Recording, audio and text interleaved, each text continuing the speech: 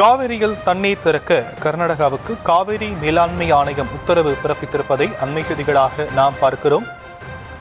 காவிரியில் தண்ணீர் திறக்க கர்நாடகாவுக்கு காவிரி மேலாண்மை ஆணையம் உத்தரவிட்டிருப்பதை அண்மை செய்திகளாக பார்க்கக்கூடிய நிலையில் விவரங்களை நம்முடைய செய்தியாளர் ராஜேஷ் வழங்க நாம் கேட்கலாம். ராஜேஷ், மேலும் விவரங்கள்.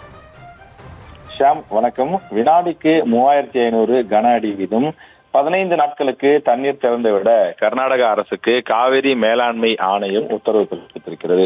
காவிரி நீர் ஒழுங்காற்று குழு பரிந்துரையை ஏற்று காவிரி நீர் மேலாண்மை ஆணையம் இந்த உத்தரவை பிறப்பித்திருக்கின்றது. கடந்த 2 மாதங்களில் தமிழ்நாட்டிற்கு 40 டிஎம்சி தண்ணீர் கொடுத்திருக்கப்பட வேண்டும். ஆனால் அந்த தண்ணீர் கொடுக்கப்படவில்லை. அதாவது தொடர்ந்து இந்த தண்ணீரினுடைய அளவு குறைவாகத்தான் இருக்கின்றது. குறிப்பாக 3 டிஎம்சி தண்ணீர் மட்டும்தான் தற்போது கொடுக்கப்பட்டிருக்கின்றது. எனவே இந்த சூழலில் தமிழ்நாட்டை பொறுத்தவரை குறுவை சாகுபடி கடுமையாக பாதிக்கப்பட்டிருக்கிறது. இருக்கக்கூடிய விவசாயிகள் குறுவை சாகுபடி செய்ய முடியாமல் அவர்கள் சிரமப்பட்டுக் கொண்டிருக்கிறார்கள்.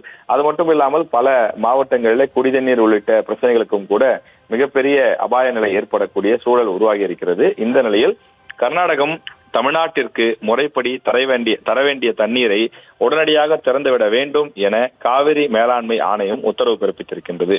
கர்நாடக அரசு இந்த காவிரி மேலாண்மை ஆணையத்தின் உத்தரவை உடனடியாக கடைபிடிப்பார்களா அல்லது இதிலும் ஏதாவது தாமதம் செய்வார்களா என்பது ஒரு பெரிய கேள்விக்குறியாக இருக்கிறது. கடந்த காலங்களில் இது போன்று காவிரி மேலாண்மை ஆணையம் உத்தரவிட்ட பிறகும் கூட அவர்கள் பல நேரங்களில் தாமதம் செய்திருக்கிறார்கள். ஆனால் தற்போதைய சூழல் என்பது தமிழ்நாட்டிற்கு மிகவும் ஒரு நெருக்கடியான காலகட்டமாக இருக்கக்கூடிய காரணத்தால் கர்நாடகா உடனடியாக இந்த உத்தரவை மதித்து நீரை திறந்துவிட வேண்டும் என்று தமிழ்நாட்டு விவசாயிகள் காத்துக் கொண்டிருக்கிறார்கள். இதனிடையேதான் அனைத்து கட்சி கூட்டமும் நடைபெற இருக்கின்றது. எனவே அவர்கள் அந்த கூட்டத்தில் என்ன முடிவெடுக்கப் போகிறார்கள் என்பதெல்லாம் அடுத்தடுத்த 2-3 மணி நேரத்தில் நமக்கு அப்டேட்ஸ் தெரிய வரும். ஷாம்,